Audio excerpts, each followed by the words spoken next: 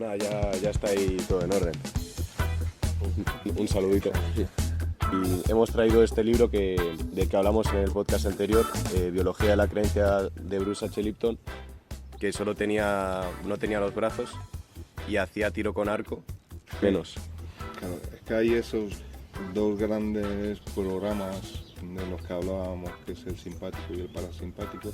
No, a un feto en el que había una discusión por parte de su padre y de su madre, y o sea, y ya no solo los niveles de ritmo cardíaco y no sé qué, sino hasta la forma en la que el feto se movía y se removía ante como ellos, que se retorcía, ante la discusión que estaban teniendo sus padres, era claro, obvio y evidente, ¿no? Entonces, cómo nuestras ondas cerebrales funcionan en ese delta, alfa y demás, en el que va incrementando la frecuencia, pero que justamente en ese periodo, en esos primeros años de nuestra vida, es donde nuestro estado es muy parecido al estado de hipnosis.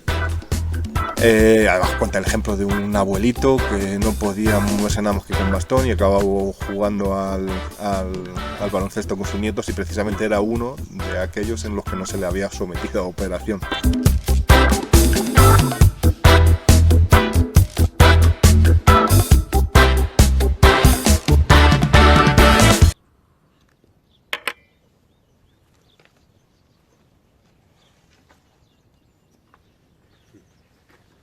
Pues nada, ya está ahí todo en orden.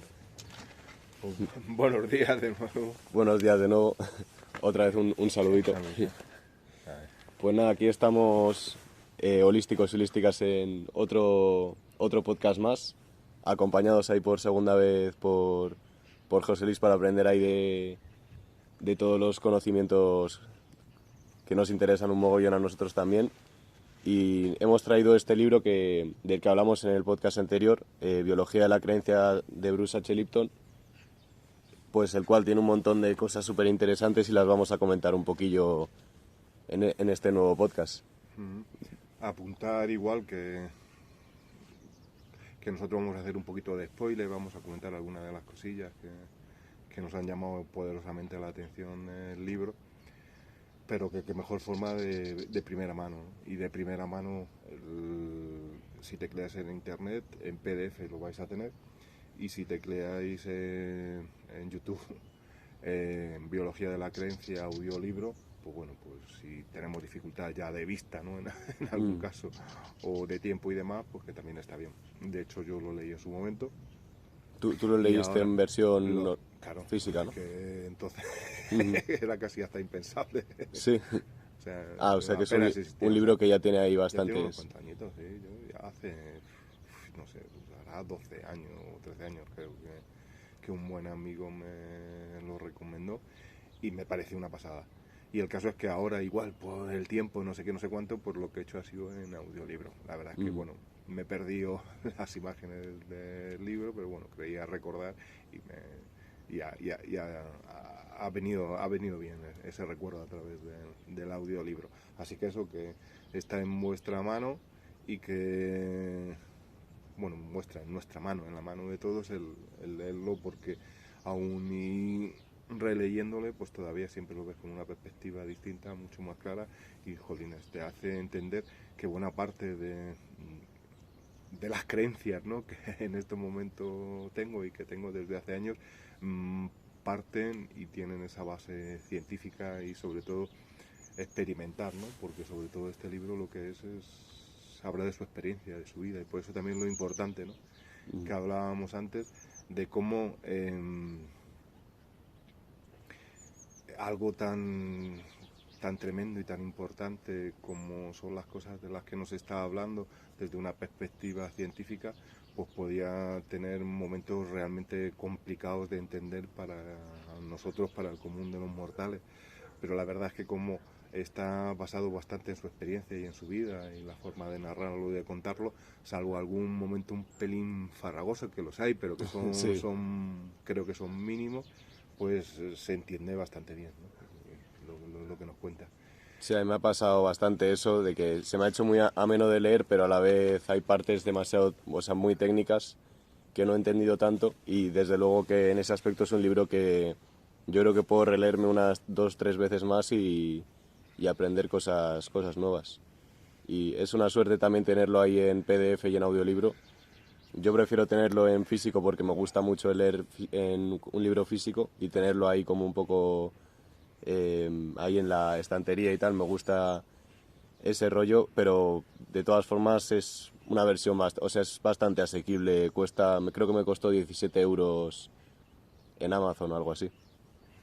Uy, pues no sé qué comentar de él. Yo primero mandar un saludito al Marcos, Ah, claro. que bueno, es la primera vez que no está en el podcast. Desgraciadamente ha tenido ahí asuntos personales que eran prioritarios, pero bueno, se le tiene aquí en Presente. cuenta. Y sobre todo me acuerdo de él a la hora de posicionar la cámara y todo esto, que Los es aspectos importante. técnicos ahí, está bien cubierto con un buen técnico, Sí, es importante, es importante. es importante. Nada, pues que hemos acabado de releerlo en mi caso y de leerlo ayer mismo en tu caso, Sí, ayer me acabé con lo las cual 20 últimas páginas. decíamos eso, que en principio no tenemos un guión preparado para ver en qué hincapié o qué aquellas cosas no hacer hincapié. La verdad es que hay muchas de las frases que son muy importantes, que hubiera sido bueno haberlas remarcado y haberlas traído aquí, pero bueno, yo creo que vamos a transmitir lo esencial. ¿Y qué es lo esencial? Aquello que realmente nos ha quedado y nos ha impregnado, con lo cual yo creo que en esa improvisación en la que vamos a hacer de su comentario, yo creo que va a salir al final lo más importante quizás, ¿no? Que ese pozo que nos ha quedado. No sé, el título, ¿te parece acertado? Hago Pues yo de... la verdad es que sí, la verdad es que sí. Sí, a ver, a veces también biología de la creencia también tiene mucho que ver con el ambiente en el que uno está. A lo mejor no es solo las creencias, sino también toca muchos aspectos, pues estos estudios de los que hablábamos antes, de la situación que hemos vivido de pequeños, ya sea, bueno, sobre todo por los progenitores, ¿no? En el vientre de nuestra madre o los primeros años de vida, el ambiente en el que estábamos, cómo cambia un montón nuestra fisiología por dentro, nuestra biología, y, y también podría decirse que tiene mucho que ver con la creencia, pues es como la perspectiva que coges del mundo por el ambiente en el que has estado, que si has estado en un lugar más solitario, más hostil, vas a tener una adaptación más de miedo y en general menos de crecimiento, ¿no? Y si estás en un ambiente amoroso, de cariño, de cuidado y de seguridad, vas a tener pues un desarrollo mucho más grande en todos los sentidos. Y eso pues es más el ambiente, ¿no? Pero al final es la interpretación que uno tiene o que desde chiquititos tenemos sobre el ambiente en el que estamos, que es una creencia subconsciente seguramente. Sí, pues has planteado ahí unas cuantas cositas. Una de ellas me ha hecho recordar quizás una de las frases que más se repiten y que es clave, ¿no? Que como era, es el ambiente, idiota. Sí, Que sí, sí. rememora esa frase que fue, creo que fue uno de los Clinton, ¿no? En su campaña, que colocó aquello de es la economía, idiota. Como que a la hora de la geopolítica y lo que rige todo al final es el dinero, ¿no? Pues en este caso la salud, la biología, quien lo rige es el medio ambiente, como tú bien has dicho, ¿no?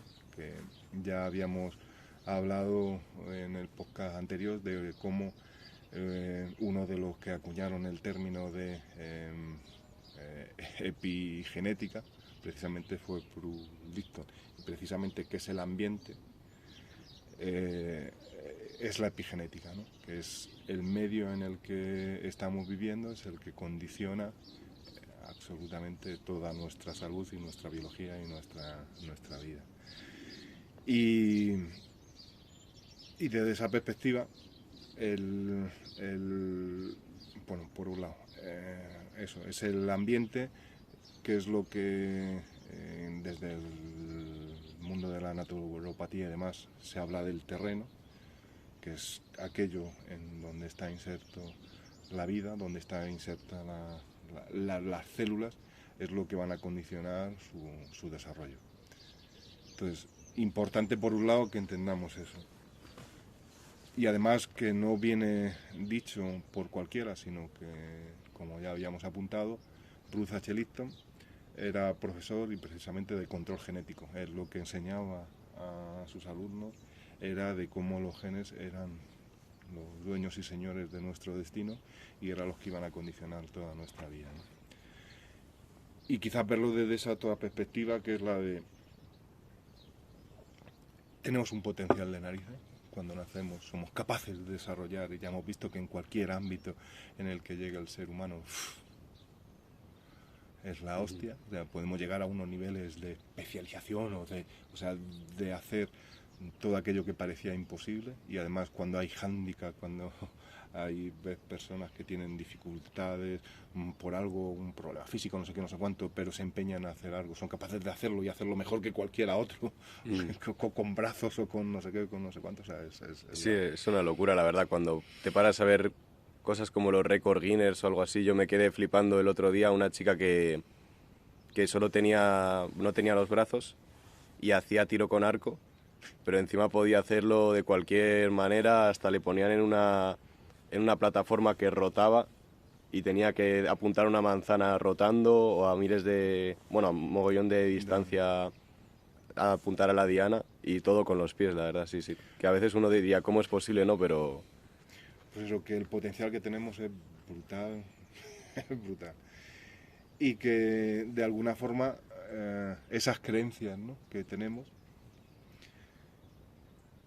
que apuntábamos que está ese periodo prenatal antes del nacimiento ahí en el seno en la tripita de mamá, pues desde ahí ya se me va un poquito la pinza.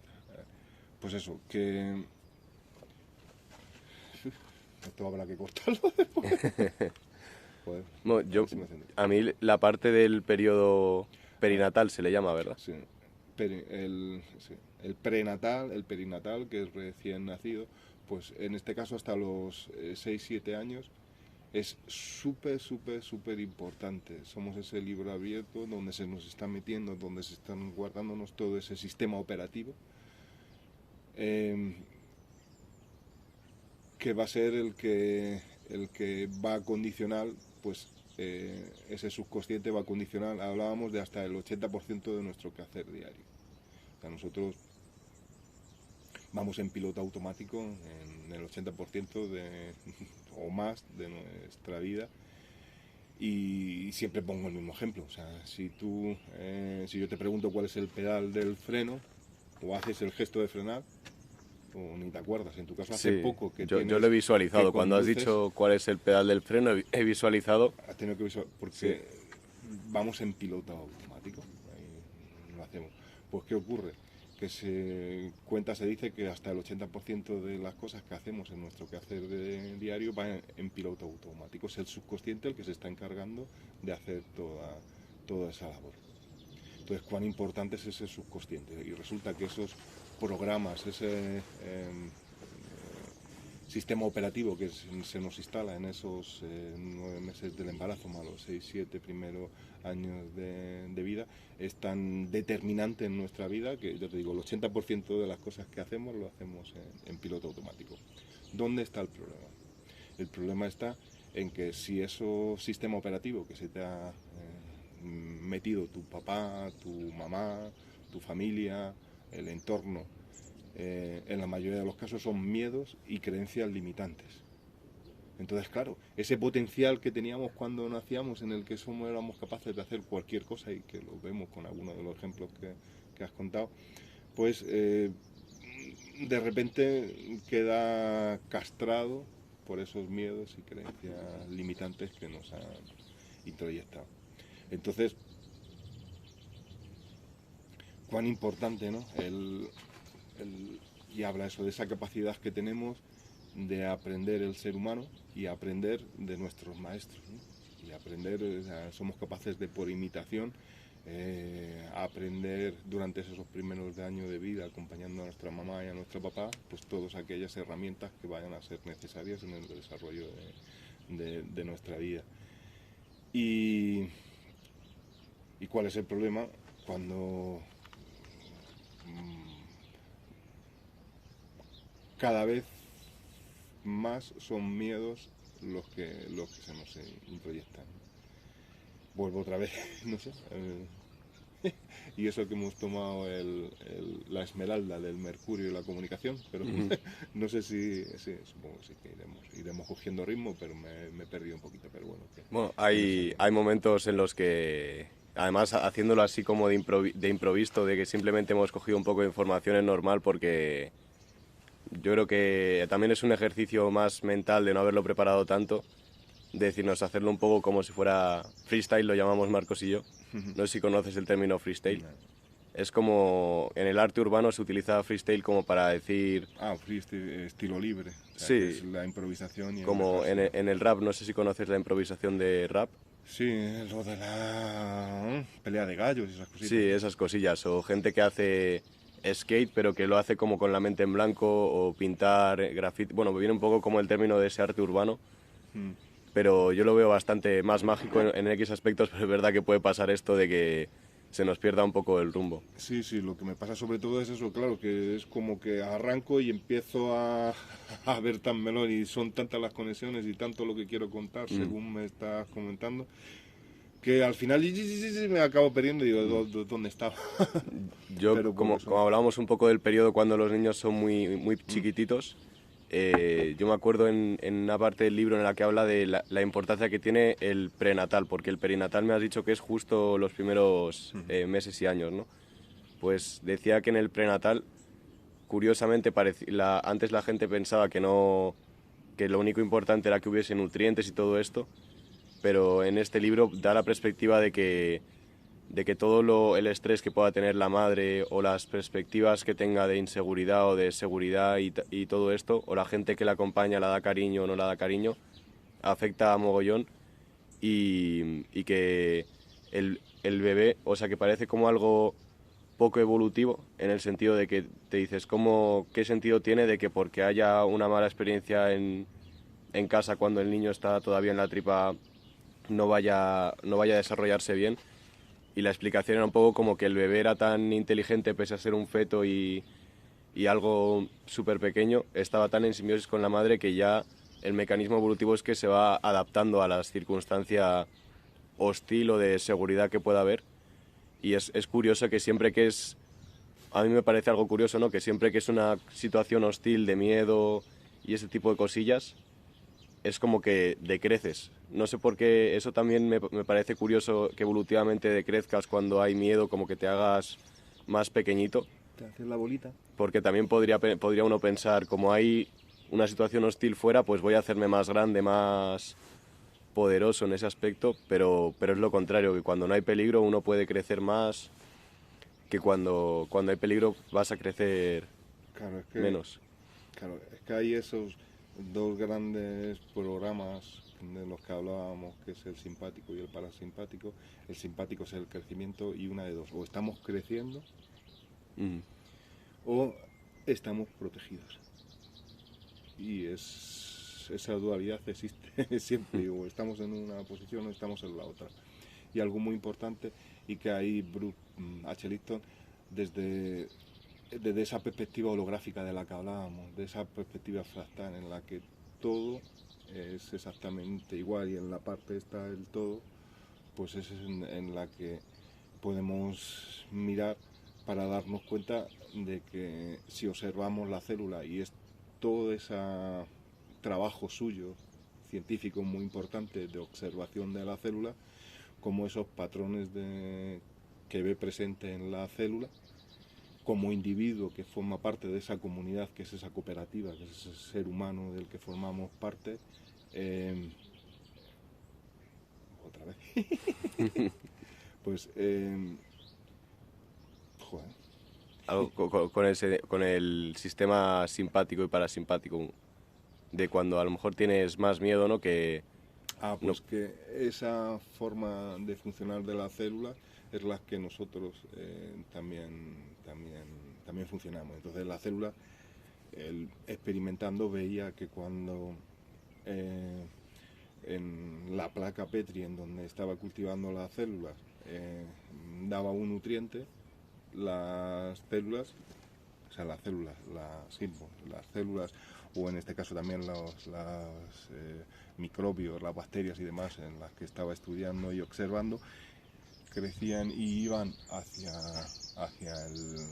el nutriente, y cuando lo que ahí se metía junto a ellos en ese medio ambiente eran productos tóxicos, medicamentos y demás, lo que hace en la célula es protegerse. Pues eso es lo que nosotros hacemos. Estamos en esa fase de crecimiento, que es el sistema simpático, en el que todos los órganos están trabajando en condiciones, o ese sistema simpático, o sea, el anterior era el parasimpático, en el que crecemos, o el simpático, que es el de protección, en el que todos, absolutamente todos los canales, hasta el culito se nos cierra, Sí. se nos cierra absolutamente todo.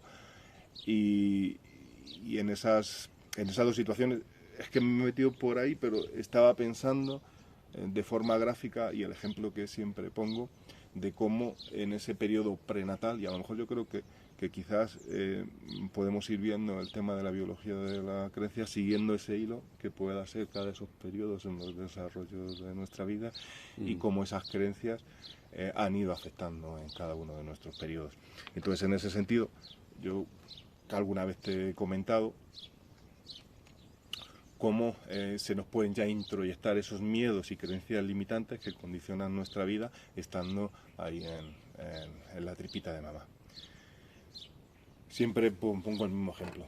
O sea, es decir, yo he tratado y he ayudado a gente que no es que tuvieran miedo a los perros, sino que el pánico atroz, hasta el extremo de que esa madre con pánico a los perros está en su casa preparando el desayuno, y solo imaginarse y pensar que en el trayecto de su casa al bus se va a encontrar un perro, está en pánico, cuando seguramente y casi con toda seguridad ni se va a encontrar a ningún perro en el camino, pero esa preocupación, ese miedo antes de la ocupación, le paraliza y es muy fastidioso y muy jodido. Pues esa mamá, ¿qué es lo que ocurre? Cuando su hijo nace, lo último que quiere es que tenga ese pánico atroz a los perros. Con lo cual, ¿qué ocurre? Esa madre, cada vez que ve a un perro, cuando nació ya su hijito o su hijita, hace de tripas corazón y se muestra muy valiente. Pero ¿qué ocurre? Si ese niño, esa niña que ha nacido cuando estaba en la tripita de su mamá, cada vez estaba ahí dentrito y de repente se oía y mamá se ponía 200 pulsaciones por minuto. Había un chute de adrenalina y cortisol, las hormonas del estrés, recorriendo todas las células de su cuerpo a través de la sangre, y cada una de las células también de su bebé. ¿Qué ocurre? Que ese niño, esa niña, cuando nace con miedo a los perros. Y cree, ya es su creencia, que es así y que ha nacido así, cuando es uno de los miedos y creencias limitantes que se le han introyectado a través de su madre en ese periodo prenatal. Entonces estamos hablando que esas creencias, ese miedo irracional en principio de la mamá, no ha sido pasado no a través de los genes, sino a través de esa vivencia, a través de esa sensación que ha sentido la madre, que ha sido transmitida a su bebé antes de nacer, ¿no? Entonces dice, hostias, empezamos a ver cómo la creencia, y en esa fase en la que se suponía que los fetos no tienen capacidad de pensar, de sentir y demás, que leches. O sea, en este ejemplo que he puesto, creo y que queda bastante claro, pero en el caso de Bruce H. Lipton habla de algún ejemplo, ¿no? De cómo están monitorizando a un feto en el que había una discusión por parte de su padre y de su madre, Y, o sea, y ya no solo los niveles de ritmo cardíaco y no sé qué, sino hasta la forma en la que el feto se movía y se revolvía ante Sí, como ellos, que se retorcía, ¿no? ante la discusión que estaban teniendo sus padres, era claro, obvio y evidente, ¿no? Entonces, cuán importante es eso, en ese periodo prenatal, el que estemos acompañados de un papá y de una mamá que lo que nos ofrezca sea ese cariño y esa ternura y esa tranquilidad, porque ya estamos aprendiendo ahí de ellos. Y esa es la principal herencia, ¿no? Ya no los genes en sí, sino esa forma de vivir. Porque lo que decíamos es eso, que es que entra de lleno en el subconsciente, que el subconsciente va a ser el que va a condicionar nuestro quehacer diario y el que nos va a producir esa cantidad de limitaciones para ese potencial que teníamos. Así que alguna cosita más ahí que recuerdes o afianzar esta idea de la importancia. A mí me sorprende mogollón la capacidad que tenemos de juntarnos con todo el ambiente que nos rodea, que una tarjetita extra.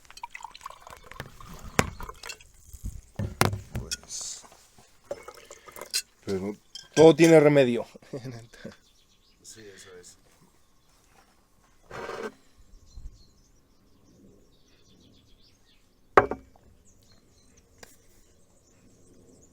A ver para cuánto da. A ver para cuánto nos da esto. Pero bueno, todo tiene solución. Un remedio.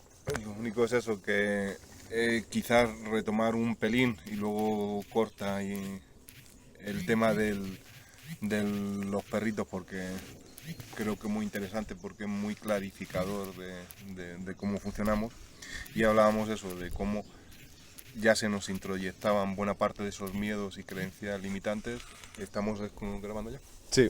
Esos miedos y creencias limitantes en esa fase prenatal, ¿no? Y poníamos ese ejemplo de ese perrito en el que la mamá, cada vez que escuchaba el se ponía a esas 200 pulsaciones por minuto y a esos chutes de adrenalina y cortisol, las hormonas del estrés que corrían por todo su cuerpo y por la sangre y por cada una de las células nuestras cuando estábamos ahí en la tripita, y cómo ese miedo hace que cuando nazcamos nacemos ya con pánico a los perros, y cómo va a condicionar eso nuestra vida, ¿no? Pues teniendo claro este ejemplo de cómo es capaz de afectarnos ese medio ambiente en el que estamos viviendo, y esas creencias, que es esa creencia de mi mamá que se introyecta a nosotros en cuanto a que los perros son algo peligrosísimo y que nos condiciona tanto la vida, pues en el caso de esta madre, ¿no? Que le condicionaba incluso antes de que apareciera, el simple hecho de pensar que fuera a aparecerle ya la estaba condicionando su vida. Pues en ese sentido también hemos comentado que el ejemplo que nos planteaba Bruce H. Lipton en su libro, y era esa monitorización de ese feto en la tripita de su mamá, y en el que una discusión con el padre hacía que esos parámetros del niño se dispararan, y que incluso daba medio botes y saltos en algunos de los gritos que su padre daba con su madre. Entonces, somos conscientes de nuestro entorno desde antes de nacer. Qué importante que ese nido esté ahí en condiciones, que lo que aportemos a nuestra críos, a nuestros hijos, sean ese ambiente de cariño y de amor, porque va a condicionar tanto su vida. De la fase prenatal, ¿hay alguna cosita más que quieres apuntar sobre? Pues la verdad es como has seguido el hilo, porque justo me habías preguntado eso después. Y sí, al final, pues esa parte de que somos mucho más maleables en ese periodo, ¿no? Que luego nos va a condicionar todo el resto de nuestra vida, pues al final somos como mucho más sugestionables, como tú bien decías, como páginas en blanco, que al final, cuando ya a mí me resuena un poco con el libro Los Cuatro Acuerdos, que a lo mejor lo habrás leído segura, pero te han hablado de él seguramente, ¿no? que habla un poco como los acuerdos que tenemos en nuestro interior. También lo pone como el símil con un libro. Y yo lo veo un poco como que cuando eres mayor ya tienes tantos acuerdos ahí escritos que a lo mejor que te poner otros tienes que quitar uno por otro, este tipo de cosillas, y cuando eres niño es como que eres una esponja Claro, hablábamos ahí al 100%. Y aparece mentira, pero cuando eres un feto eres aún más esponja de lo que nos pensamos. Claro, es que me está viniendo algo de lo que no nos cuenta el libro y cómo en esos periodos de hasta los 2 años, de los 2 a los 6 años y demás, cómo nuestras ondas cerebrales funcionan en ese delta, alfa y demás, en el que va incrementando la frecuencia. Pero que justamente en ese periodo, en esos primeros años de nuestra vida, es donde nuestro estado es muy parecido al estado de hipnosis. Con lo cual, en el fondo, lo que estamos es súper permeables absolutamente a todo nuestro entorno.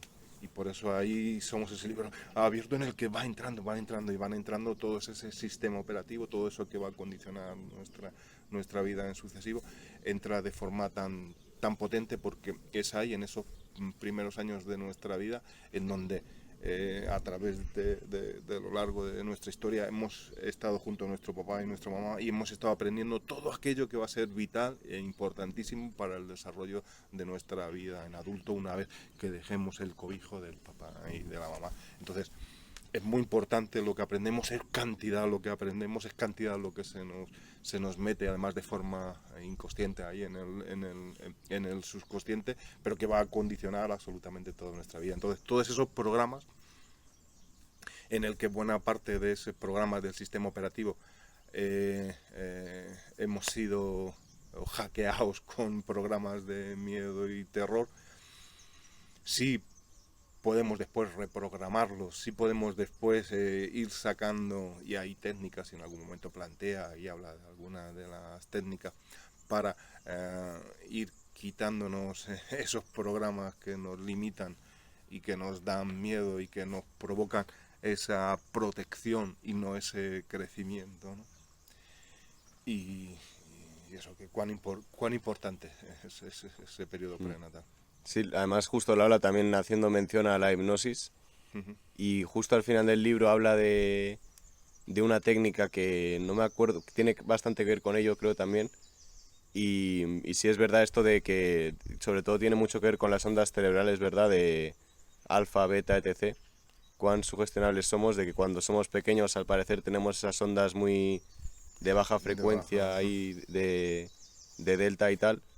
Y por ejemplo cuando estamos durmiendo o cuando estamos a punto de entrar de conciliar el sueño es como un momento en el que nuestras ondas cerebrales bajan la frecuencia y somos mucho más sugestionables, o también para retener información es mucho más fácil en ese aspecto.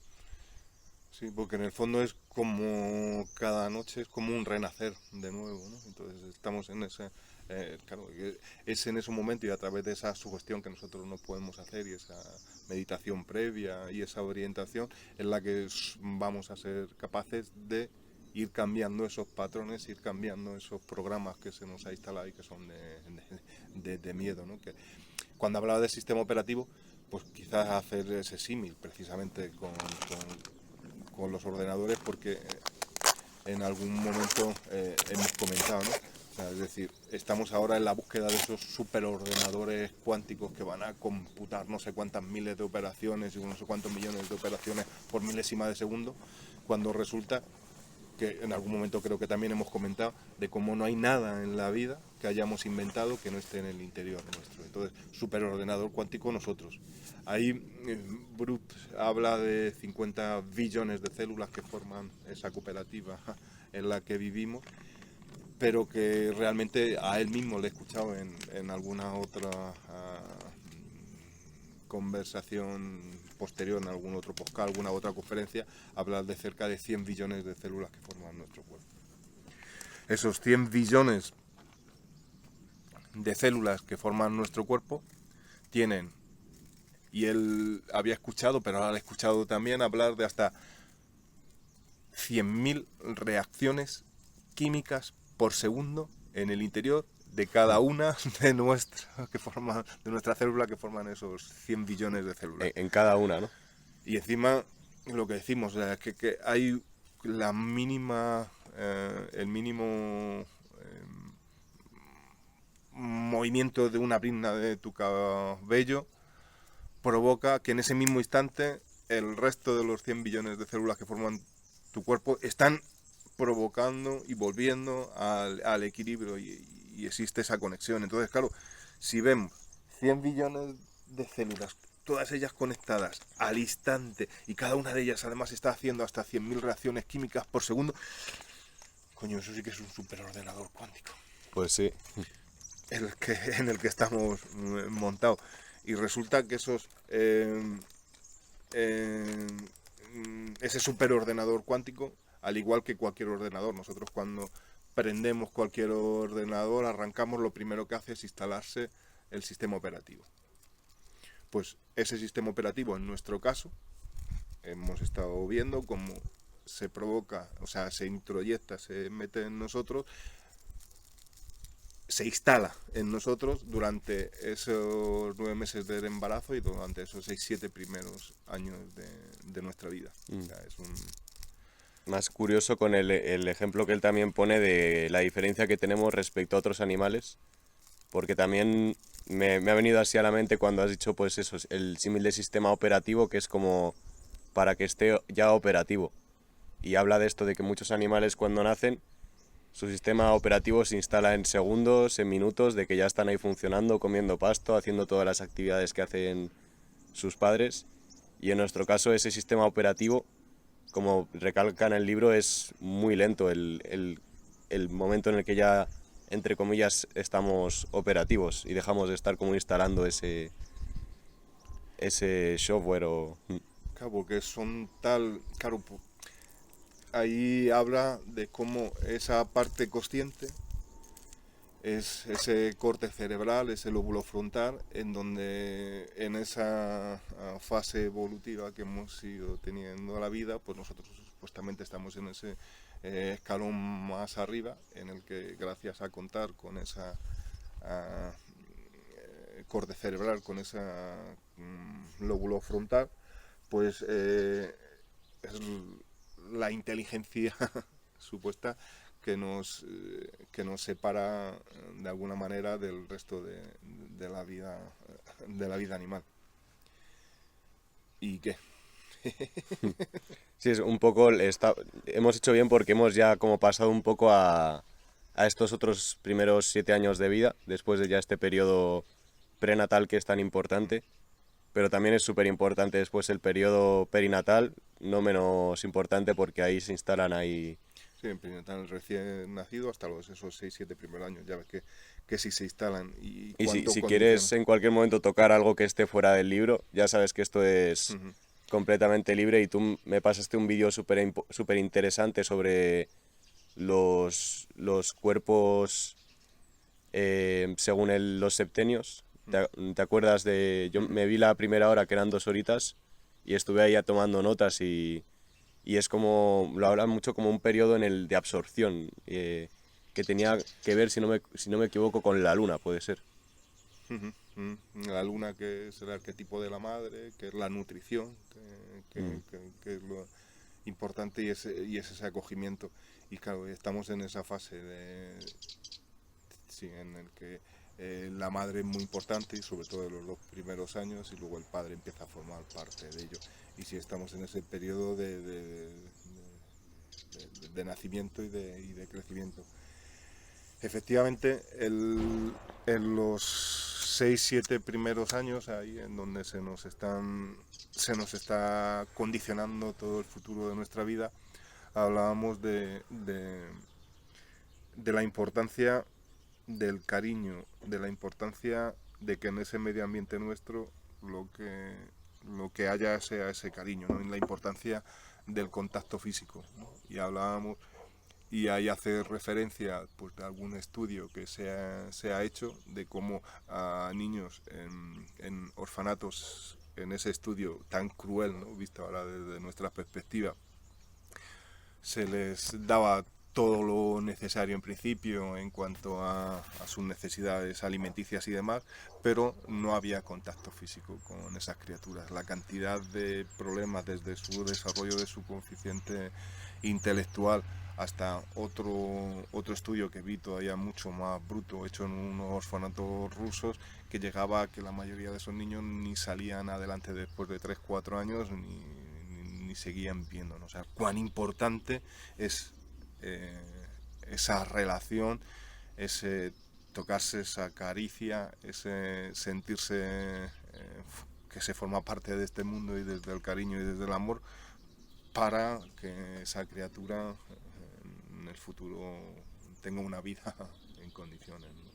Y habla mucho, y hay incluso un capítulo que dedica Bruce Lipton al tema de la paternidad y la maternidad responsable, ¿no? Que cuán importante es que tengamos claro y presente todo esto, porque además, como antes he hecho algún momento de referencia, nuestra familia, nuestra mamá, nuestro papá, como maestros de nuestra vida, que van a condicionar todo el resto de nuestra vida, pues cuán importante que tomemos conciencia de que es así. Joder, hace en algún momento referencia, ¿no?, a cuando hablamos, joder, es que este niño es la leche, este niño es tonto, este niño es idiota. O sea, el cómo somos capaces de obedecer a nuestro papá y a nuestra mamá, cómo esos conceptos que se nos dan de que somos inquietos, o que somos trastos, o que somos... joder, la frase esa que repiten, ¿no? Escucha algún padre, no, este va a ser como yo, este no se le da bien la escuela. Pues el darnos cuenta de que, hostias, que estamos condicionados, qué es lo que decimos y cómo, porque si a la criatura le metemos esos pensamientos castrantes, le vamos a castrar y va a costar después el que salga adelante, ¿no? Sí, y me pareció curioso también cómo hablaba de que a veces nos pensamos que ya de que en esa fase prenatal lo que decimos a los niños no es importante porque parece que no pueden descifrar el mensaje, aunque yo tengo claro, bueno, o pienso que un niño, ya sea aunque no descifre el mensaje, simplemente por la vibración de cómo lo has emitido, capta más hasta que nosotros, yo creo. Pero sí que hablaba que hasta parecía que no, pero que en esa parte de la vida es súper importante el lenguaje, porque es como que lo están aprendiendo, pero a la vez absorben todo y parece que no, pero sí que les condiciona mogollón lo que les decimos, aunque parezca que a un niño le puedes decir, nada, si tú eres gilipollas o lo que sea y por no saber qué significa esa palabra no la va a entender, entonces como que da igual, le puedes decir lo que sea, que como es un aparato que En no la capta. vibración, en el tono, en el cómo, o sea, ahí pone un ejemplo de eso, de cómo aprendemos, ¿no? Y en el caso de las palabras, el cómo de repente nuestra criatura suelta un taco. Sí. Que ni nos imaginábamos ahí tan chiquitín, y suena un taco. Y ahí como ves el espejo tuyo de la madre, porque lo dice además en el momento oportuno, cuando hay que decirlo, en su contexto, hasta con el tono y la forma y en el modo en el que tú lo dices, ¿no? Entonces, ¿cómo has sido capaz de aprender? Que a lo mejor, joder, y yo me venía y sonreía con Claudia, mi pequeña, en alguna ocasión, y muy chiquitita, que le salía el joder. Y le salía que con el tono, con la forma, con el modo, y sabía dónde, cuándo y cómo, Sí y cómo meterlo. Entonces, cuán importantes esas palabras, más allá de la palabra, la vibración que va consigo. Alguna vez hemos comentado, es decir, que la palabra, y perdón, hijo puta, puede ser, en la forma en la que lo dices, el motivo para iniciar una discusión a muerte con otra persona, o puede ser lo más cariñoso, cuando estás con un colega y te dice, que hija puta, gracias. Entonces, que ya no es solo la palabra en sí, sino el cómo y de qué forma se dice y en qué contexto se dice, y cómo va y cuán importante es, porque decíamos, o sea, la palabra en sí, o sea, toda la vibración que ello lleva, ¿no? Y eso nos llevaría a Masaru Emoto y esas palabras situadas en el agua, que eran capaces de hacer cristalizar el agua de forma bella, si lo que se escribía era amor y si lo que se escribía era odio. y cómo y de qué forma el agua es capaz de leer esa palabra que hemos puesto, ¿no? Pues al final es todo vibración, es todo la intención que hemos puesto Sí, en ello. es una locura porque yo ayer vi un podcast en un podcast, bueno, de Worldcast, que es un podcast que Marcos y yo vemos mucho, que traían a un chamán y, bueno, en concreto era hablando de la ayahuasca, pero bueno, de todas formas el chamán trajo como una especie de mantel en el cual decía que parecía que no, pero era como una frecuencia el mantel mismo, porque tenía todo un lenguaje que era justo de lo que veían cuando hacían estas tomas de ayahuasca, y él decía que podía descodificarlo y se ponía como a leerlo en plan, "Da, da, da", ahí como cantando, y que aunque no lo parezca, simplemente de un mantel se puede hay como un código de sonido, incluso una vibración onírica que hasta yo me pregunto cómo puede ser esto, que en un mantel haya codificado un sonido o que en una palabra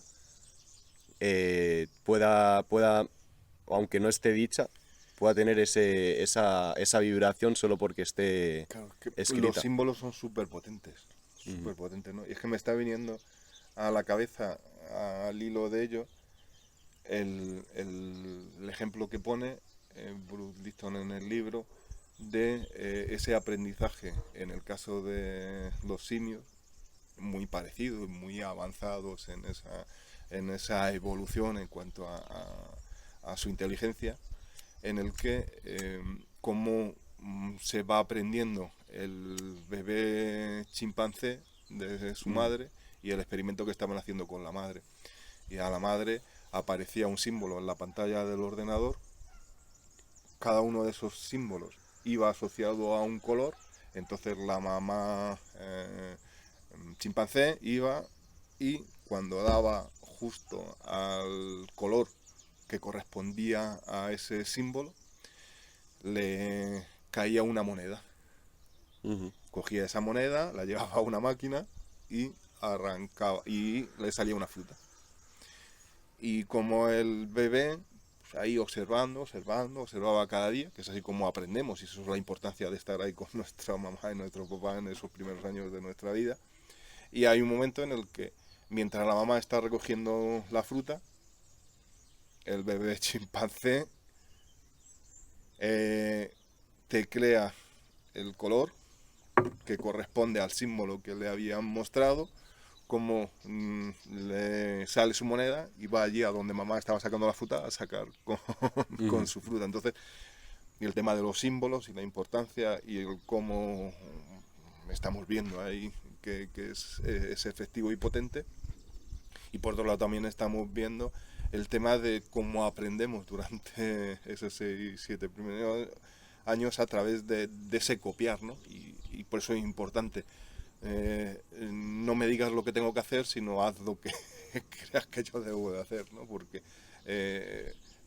la importancia del ejemplo que estamos dando también, Sí, de hecho como es patrón. curioso porque justo en el podcast de los chamanes le preguntaban, ¿y cuándo empezó a hacerse el ayahuasca? Y bueno, daban diferentes, porque decía que no, ellos no lo saben. Tienen la intuición de que puede ser porque viendo creo que era el leopardo, si no me equivoco, que rascaba, y lo sigue haciendo a día de hoy, ¿no? Rascaba una parte de una hoja que se utiliza para la ayahuasca, luego iba a rascar la raíz que se utiliza y empezaban a ver que hacía cosas extrañas, ¿no? Ya solo por ese aprendizaje de ver al leopardo como que se piensa que pudo venir a raíz de ahí. Y también dicen que justo en esa tradición no se pasa de manera, o sea, la tradición chamánica en relación a estas plantas no se pasa de manera escrita ni en ningún otro tipo de manera, sino que es generacionalmente es el chamán el que enseña a raíz de su ejemplo. O sea, que son los otros chamanes que observan a sus otros compañeros y se va pasando a raíz de pues simplemente cómo lo hacen. Claro, es que eso me hace ir, que aunque nos vayamos un poquito a la importancia de la observación de la naturaleza, que tiene remedio absolutamente para todo, y cómo los aborígenes, los indios norteamericanos, descubrieron las propiedades de la echinacea hace ya muchos siglos.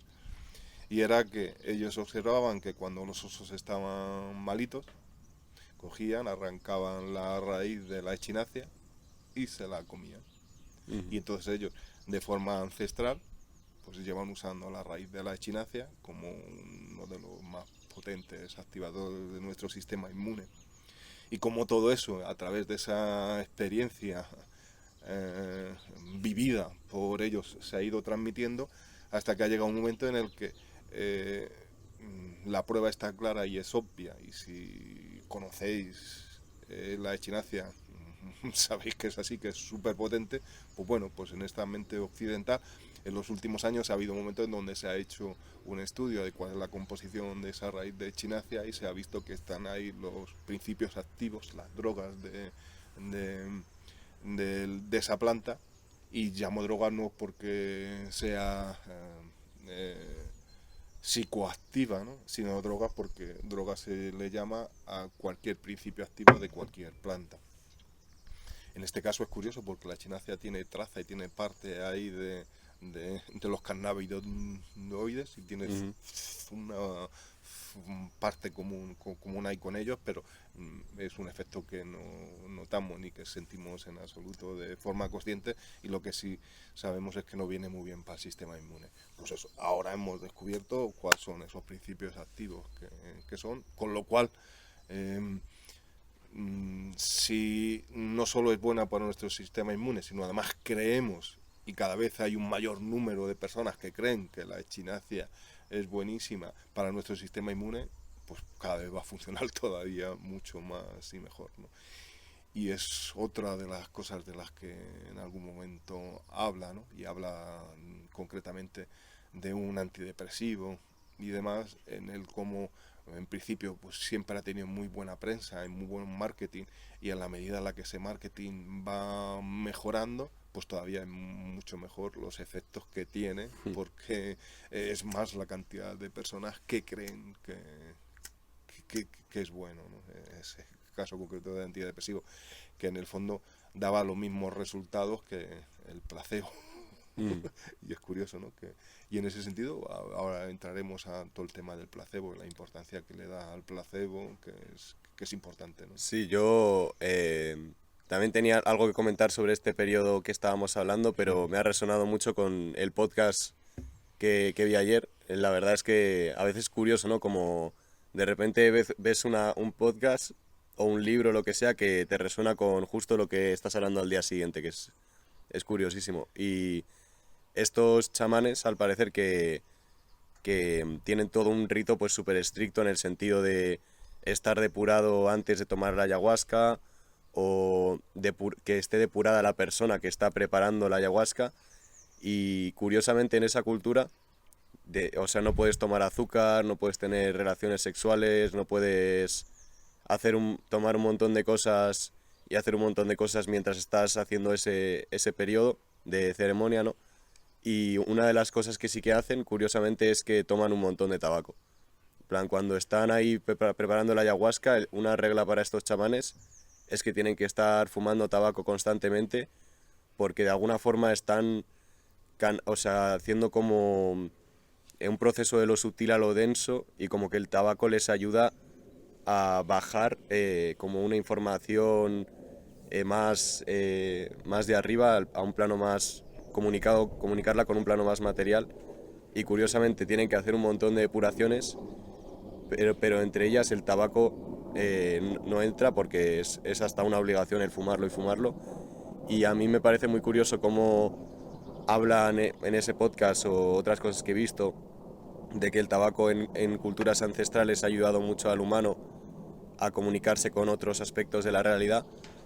Y lo pensé cómo está visto el tabaco en nuestra cultura, y es completamente algo que hoy en día se ve como: fumas, pues aparte de que eres tonto, vas a morir pronto, mogollón de enfermedades y de sustancias malas, un acto de bueno, como que está demonizado, pero a unos niveles increíbles. Y Y mientras tanto haciendo caja con ello, que es sí, lo mientras curioso. tanto haciendo mucha caja con ellos, sí. Y Es, promocionándolo también mucho en muchas películas y, mira, y gente famosa. Claro, quiero hacer en ese sentido ninguna promoción a lo que es el tabaco, pero simplemente decir que en principio el tabaco es una planta sagrada. Tienes un principio activo que es importante, que es la nicotina, pero yo supongo que como todo es en sinergia con el resto de principios que tiene, el que hace que pueda ser tan sagrada. Claro, el tabaco. El tabaco nada tiene que ver con, por mucho que fumemos de esto de liar, que aparentemente es natural y no tiene sustancias añadidas y demás, no tiene nada que ver en el ritual, en la forma sagrada en la que se hace y cómo se hace. Y ese tabaco, además, en la forma en la que, desde que se cultiva, desde la intención que se pone en el cultivo, todo ese proceso no tiene nada que ver ese tabaco sagrado con lo que nosotros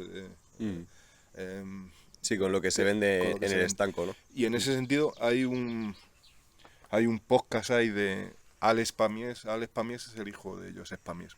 Este muchacho ha estado bastantes años también viviendo con ese tipo de culturas y ese tipo de chamanes y aprendiendo en el muchacho.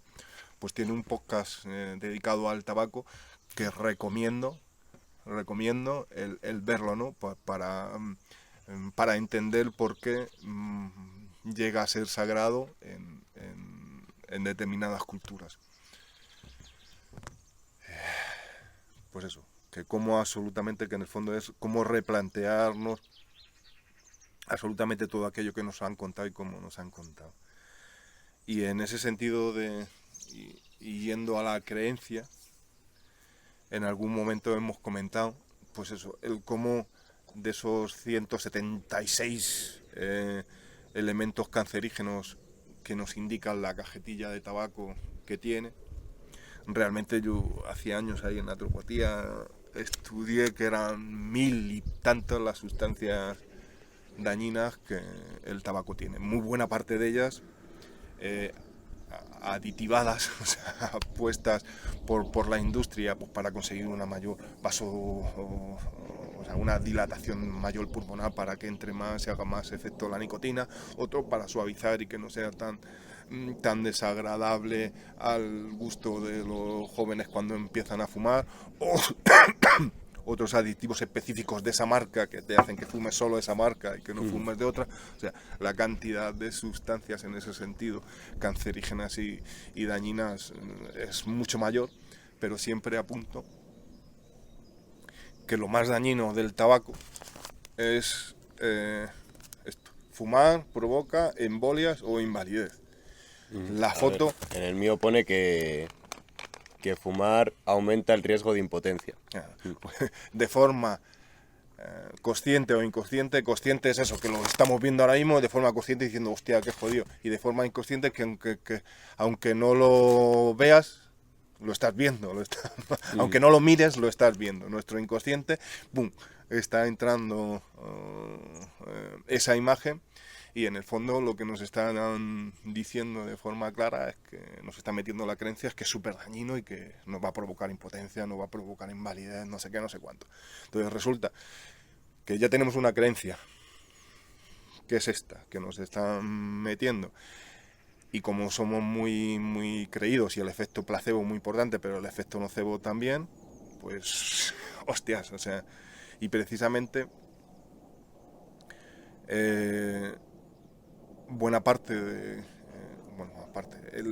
la parte emocional según la medicina del doctor Hammer que nos lleva a tener un cáncer de pulmón es el miedo a la muerte.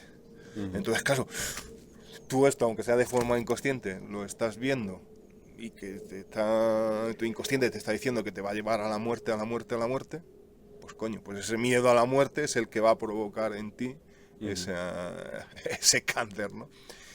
Y hablábamos, y no sé, ya quizás metiéndonos dentro de la creencia, ¿no? Que en el fondo, pues cuán importante lo que nos dice el doctor Hammer, ¿no? Y la importancia de esos shock traumáticos emocionales en la mayoría de los casos que vivimos en nuestra vida, que son capaces de desarrollar ese cáncer, ¿no? Y en este caso concreto, el Hammer describe al cáncer como provocado por un shock traumático que nos pilla a contrapiés, o sea, inesperado, y que vivimos en aislamiento. Y este es uno de los ejemplos que suelo usar para ver esa relación directa entre esas emociones y esos cánceres, el caso del cáncer de pulmón. Ponte y pongo el ejemplo. Eres un fumador empedernido y tienes a tu mujer y a tus hijas machacándote que cuidado, que peligro, que el cáncer de pulmón, que patatín, que patatán, y entonces ya llega un momento en el que decides dejar de fumar. Y dejas de fumar y justo en ese periodo en el que tus mucosas y demás se están regenerando es donde aparece mayor mucosidad y no sé cuánto. Pues en una de esas mañanas te levantas y en el escupitajo que suelta aparece sangre, ¿no? Después de toda la paliza y todo el rollo que te han estado dando y los problemas que te va a generar el fumar, ¿cómo vas a decirle a tu mujer y a tus hijas que es que te has levantado y que tienes se escupió sangre? Pues un shock traumático que recibes al ver el esputo con sangre, que te pilla a contrapiés de improviso. Coño, ahora que he dejado de fumar y que vives en aislamiento. Hostia, cualquiera lo dice con tu familia, pues estás generando el caldo de cultivo para que tener un cáncer de pulmón. Entonces, ¿cuán también, importante también para querer volver a fumar, de ese estrés y tal. Claro, coño, que es verdad, que ese es un detalle importante que no había comentado. Y es que, claro, esto, aunque sea de forma inconsciente, lo estamos captando. Y cuando captamos ese miedo, ¿qué es lo que nos provoca? Ansiedad. ¿Y qué es lo que nos provoca la ansiedad? Más ganas de fumar. O sea, que el mayor marketing es lo que más contribuye a que fumamos, nada más contrario que quitarnos la idea de fumar esas fotos. Al final lo que hacen es contribuir de forma más clara a ello. Y yo voy a ir al baño, macho. No hay problema, no hay problema. Sin problema, sin problema.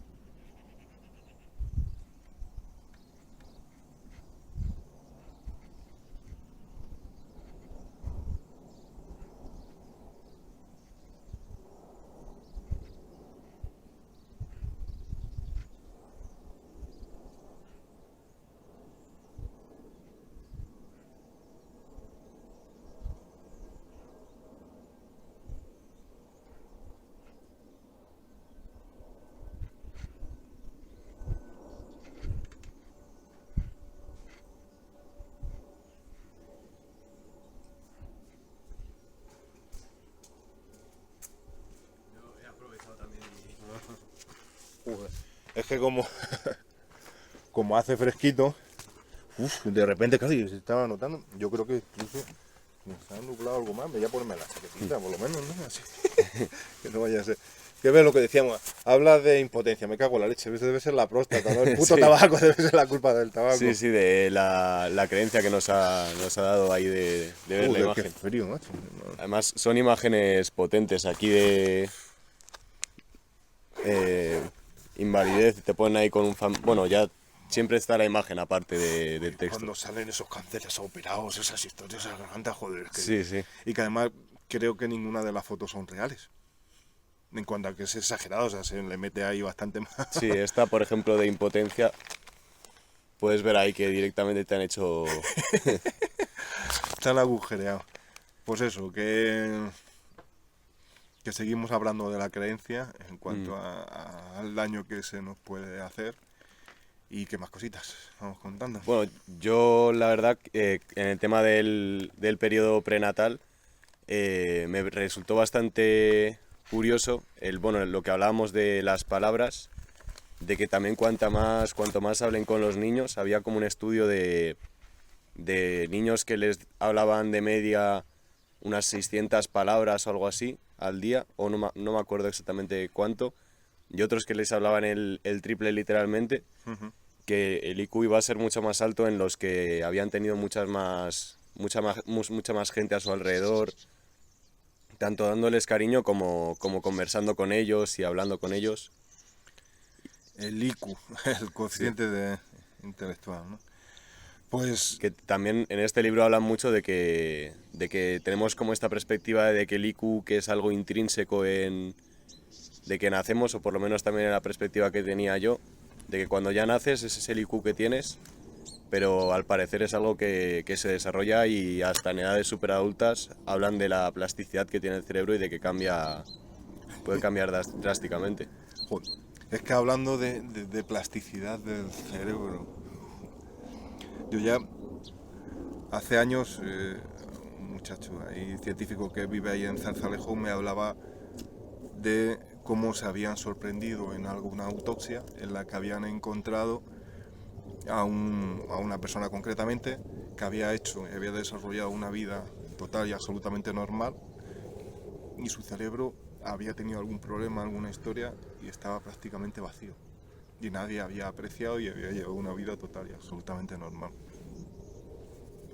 Y en el libro nos habla de un ejemplo en el que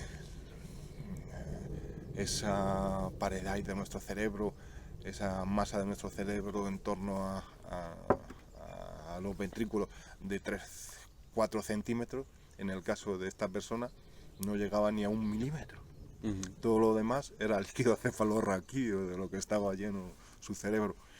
Y el chaval tenía un coeficiente intelectual de 120 y tanto, no sé qué, y tenía matrícula de honor en matemáticas, ¿no? Entonces, jolines, o sea, Muy curioso, sí. cuán importante es que por encima absolutamente de lo aparentemente físico, lo aparentemente que está ahí, o sea, hay algo más que es la leche, o sea, cómo es capaz la naturaleza de desarrollar, como esa criatura que habrá tenido todo tipo de estímulos en condición desde el principio ha hecho que funcione y funcione sin problema, al igual que esa muchacha que le faltaban los brazos, sí que era capaz de llegar con las piernas a desarrollar el tiro con arco mucho mejor que cualquier otra persona. Pues eso es el cuerpo, la capacidad que tiene para que, da igual, ante las adversidades y las dificultades es capaz de abrirse y salir adelante. Claro, si a esa criatura le hubieran hecho un tag nada más nacer y le hubieran dicho a sus padres que con eso no hubiera habido posiblemente forma de que hubiera sobrevivido, y aún así de sobrevivir su capacidad intelectual y de asimilación y de relación con los demás hubiera sido prácticamente nula, pues esa criatura seguramente hubiera sido un vegetal y hubiera muerto muy chiquinino y sin relación y sin historia y sin haber aprendido nada. Pero sin embargo, como no se sabía, y pues recibió seguramente una vida pues, con todo su cariño, su amor y todo lo que necesitara, y ahí estaba, con matrícula de honor en matemáticas. Entonces, joder, o sea, cada vez que se nos abren un montón de interrogantes, ¿no? Sobre la vida y sobre Sí, la verdad es que sí. la realidad. La vida tiene un montón de interrogantes y a mí últimamente con la edad de los niños pequeños yo tengo mucha curiosidad porque, bueno, ya en este libro nos habla un poco esa perspectiva de que la célula se adapta mogollón al ambiente y de que al parecer pues nosotros también nos adaptamos mogollón al ambiente.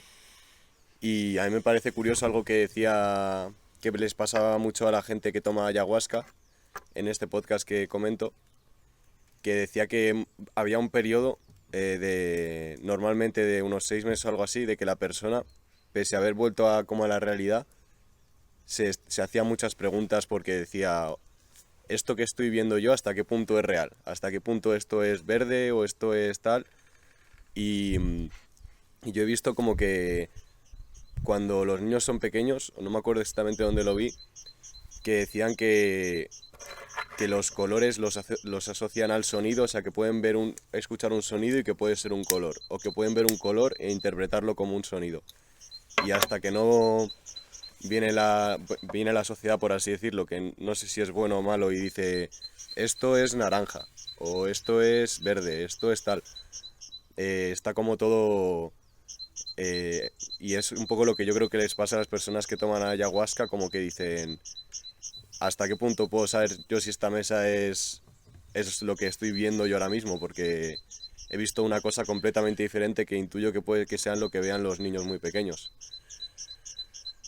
Y entonces es como esa forma que tenemos nosotros de descodificar la realidad, de que ya nos hemos acostumbrado a decir esto es una mesa, estamos aquí y esta es la realidad absoluta, pero hay mucha... Claro, por un lado, claro, es que en el fondo es como que, tal y como me comentas, claro, es que en el fondo cuando estamos añadiendo conceptos, es como ir asimilando, es como ir acotando. Cada cosa la tenemos como en esa pequeña parcelita y esto es así y es así y funciona así. Y que quizás cuando es una capacidad que vamos perdiendo con tan acotamiento de las cosas, el no darnos cuenta de esa fractalidad y de esa conexión absolutamente que existe con todo, ¿no? Y que quizás, pues hablábamos en la otra ocasión de cómo ese número 7 tan importante, esas octavas, esas 7 notas, esos 7 chakras, esos 7 colores, pues en el fondo, pues claro, pues como que a cada color va asociado una música, un sonido, una vibración, pues es posible que ahí cuando antes de acotarnos esto es así, antes de irnos marcando y definiendo cada una de las cosas, tenemos esa posibilidad de ver esa interrelación entre todo y somos capaces de relacionarlo y de ver esos colores con esa música o esa música con esos colores. O sea, de hecho hay gente que todavía con forma aparentemente anómala, siendo mayores, pues siguen asociando y siguen viendo colores cuando están escuchando una música o ven una música o escuchan una música cuando ven colores, ¿no? Entonces que quizás sí, sí, tiene que ver, ¿no? Con esa categorización que hacemos absolutamente de todo y cuán importante es tener esos conceptos, ¿no? Sí, yo veo mucho esa fractalidad como en el podcast el chamán decía que la gente cuando está en los primeros momentos de ayahuasca, como cuando empieza el viaje, hay gente que empieza a ver estas figuras que hemos comentado antes en el mantel por todas partes, hay gente que empieza a, a tener una reflexión interna súper importante o gente que empieza a escuchar con muchísimo más detenimiento los aspectos del entorno o gente que es mucho más sensitiva y que de repente, o sea, como que a toda la gente pilla como esa especie de fractalidad justo en ese primer momento y cada uno pues lo puede interpretar de una forma onírica, visual. En el, Eso es muy curioso, sensitiva incluso o reflexiva o...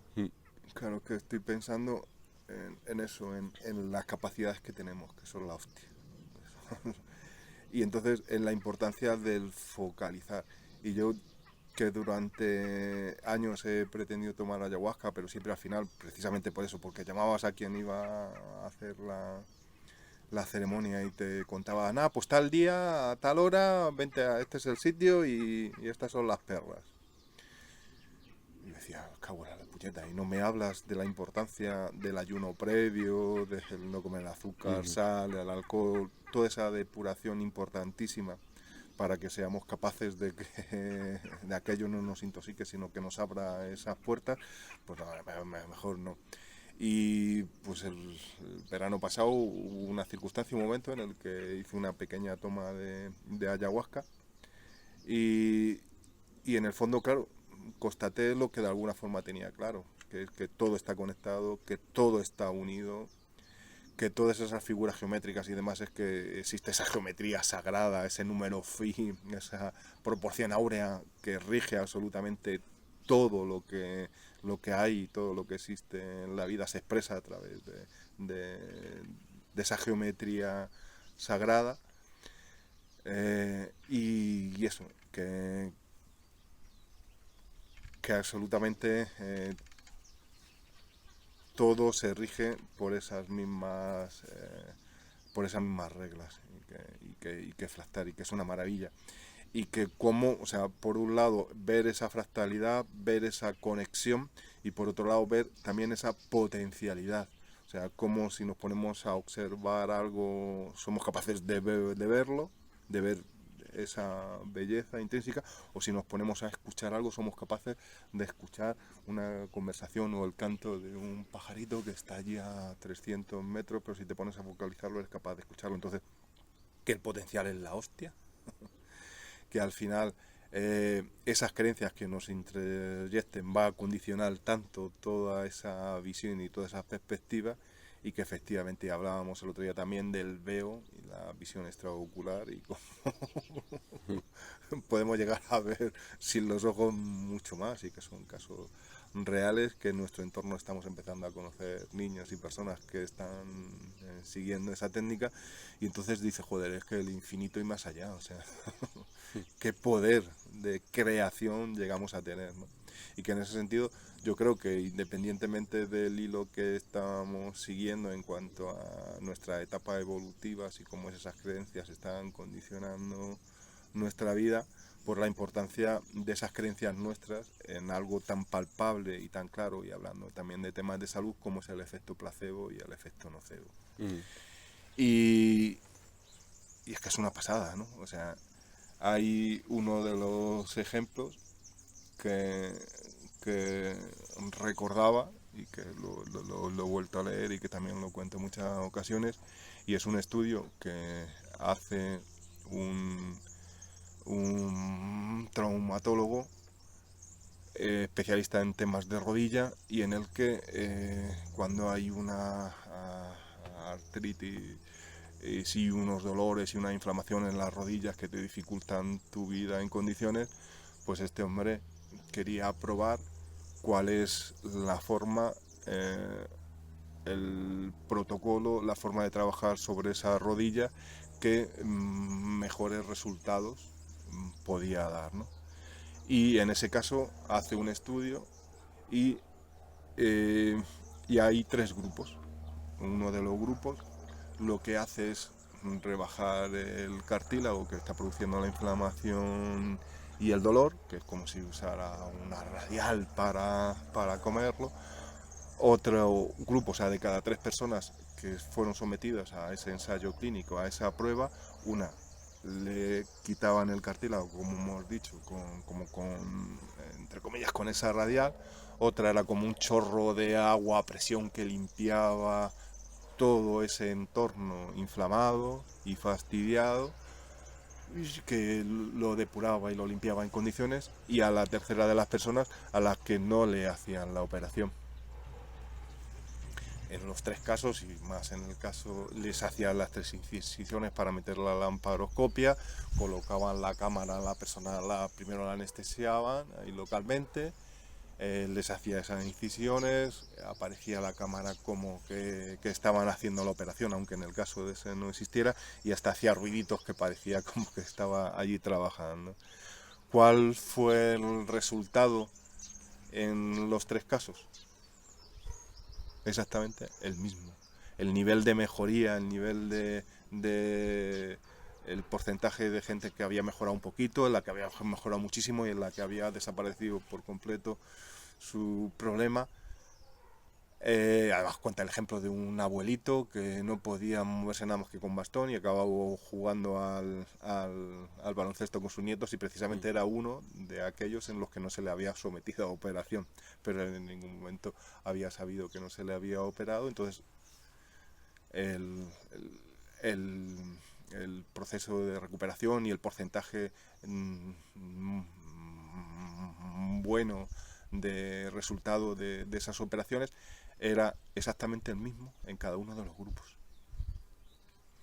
Porque efectivamente el porcentaje de personas que van convencidos de que aquello va a ser maravilloso y le va a ir bien es el mismo en cada uno de los grupos. Entonces, como dependía, más allá de la técnica que se usaba, la creencia, la expectativa que tuviera esa persona de qué es lo que iba a ocurrir y qué es lo que le iba a representar esa operación. Entonces dices, hostias, hostias.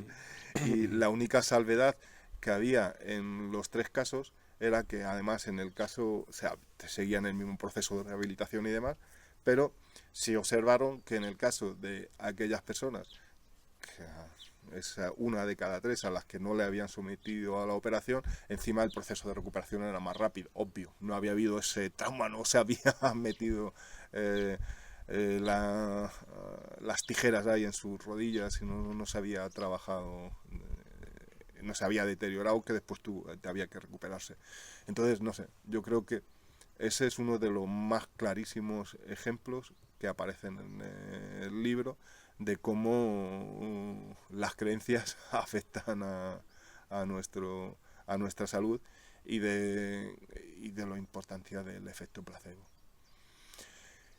Y también junto al efecto placebo está el efecto nocebo, que es precisamente que es tan potente como el efecto placebo. Y así si te dicen que tienes una enfermedad chunga y que vas a palmar dentro de 2 meses, tú cumples y a los 2 meses has muerto. Sí, de hecho había un caso también en este libro Ese ejemplo. de Quería comentarle tú. el hombre que tenía cáncer, no sé si era de pulmón o algo así, y que toda su familia pensaba que tenía cáncer, él pensaba que tenía cáncer, o sea que estaba en un entorno completamente cancerígeno, por así decirlo, y el hombre acabó muriendo a los meses A los 2 meses. que le habían diagnosticado, pero cuando se le hizo La la autopsia, autopsia, pues se vio que no había muerto de cáncer, que habría muerto de otra cosa, que había pero alguna manchita ahí en el pulmón, un miedo a la muerte, había alguna otra manchita, no me acuerdo en el otro sitio donde estaba, pero que eso en absoluto era la causa y podía ser la causa. Había muerto con cáncer, pero no de cáncer. Y hostias, y además lo cuenta como ese estudio hecho por en primera persona por ese médico que había diagnosticado y que había sentenciado, entre comillas, a muerte a esa persona. Cuando hace la autopsia y encuentra lo que encuentra, hostia, le hace replantearse absolutamente la forma y el proceder en su día a día con los pacientes, porque sí, yo estoy cansado de ver ese tipo de ejemplos diariamente, con decir, es que ni un pelín de psicología, o sea, y lo poquito que les enseñaron del efecto placebo lo han olvidado, y de nocebo yo creo que no tienen ni el término de ello, porque si no, no te dirían la cantidad de cosas que te llegan y la brutalidad sí, que un te mogollón llegan. de gente, por ejemplo en el caso de mi abuela de artritis reumatoide y otras personas, bueno, que les dicen enfermedad incurable, o sea, ya Crónica, crónica, ya para toda la vida, que puedes paliar un poco, pero que no vas a quitártela nunca. Y yo he visto casos de gente que yo sigo, de cómo la enfermedad, por ejemplo, del Crohn, que se la diagnostican a mucha gente incurable, hay mucha gente que se ha curado mediante dietas. Y es muy, muy loco eso, la verdad. claro, es que es el gran negocio, el cronificar. Mm. De hecho, eso, hay un libro escrito por un premio Nobel en medicina en el que habla eso, de cómo las grandes compañías, si tú eres capaz de desarrollar un fármaco que cure la enfermedad, no te lo van a pagar. O sea, es que es que no curan, los fármacos no curan, lo que hacen es cronificarlo, y que estés ahí mantenido durante años y años, pero es eso, que es un gran negocio la cronificación de las enfermedades. Sí, porque al final, pues también la perspectiva que daba en este libro de como lo poderoso que es el efecto placebo y hasta lo que puede que se utilice con todos los antibióticos que luego dan un rendimiento que puede que sea por este efecto placebo. Y eso en verdad es una cosa muy loca que cambiaría, o sea, si se estudiase más o si se aplicase más en el sistema sanitario, cambiaría mogollón la perspectiva de todas las enfermedades, yo creo, de todas, sin Sí, excluir a ninguna seguramente. claro, hablaba también de ese otro ejemplo, ¿no? De esa mujer también sumida en una depresión de 3 pares de narices, y que dentro del grupo de control de ese nuevo medicamento a ella lo que le dan es el Azúcar, creo que era, ¿no? azúcar.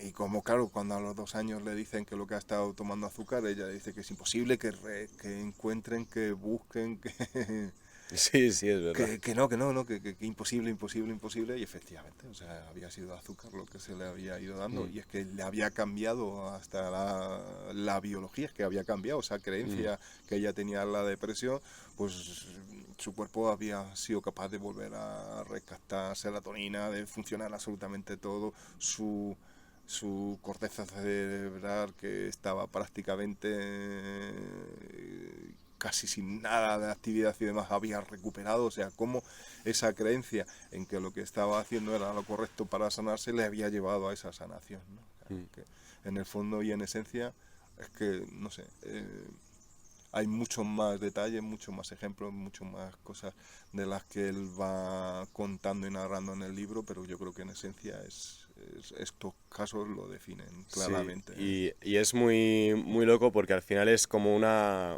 herramienta increíble, tanto el efecto placebo, por ejemplo, como la autosugestión, de esto que hablábamos de que los niños tienen las ondas cerebrales más calmadas o que nosotros nos las podemos calmar, y es como una herramienta que te puede servir tanto para sugestionar en el sentido al niño de que el mundo es peligroso y por eso hacer que tenga menos IQ, que crezca menos y Esté todo en esto. la protección.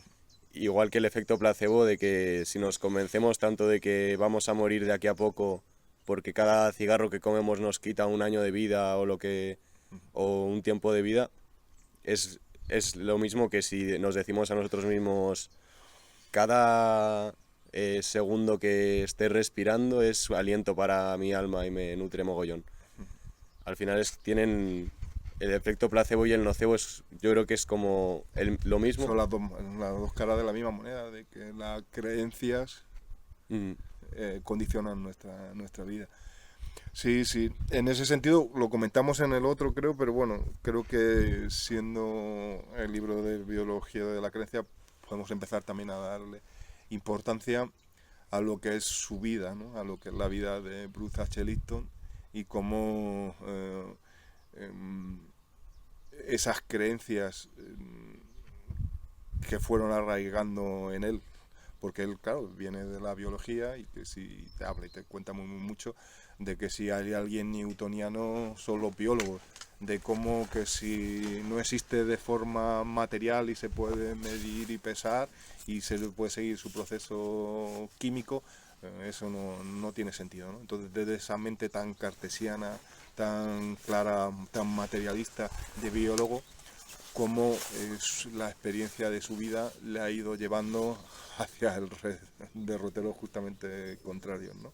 sí. Y hablábamos de cómo en el año 67 ya estaba dando control genético en una de las universidades más potentes de Estados Unidos y de cómo además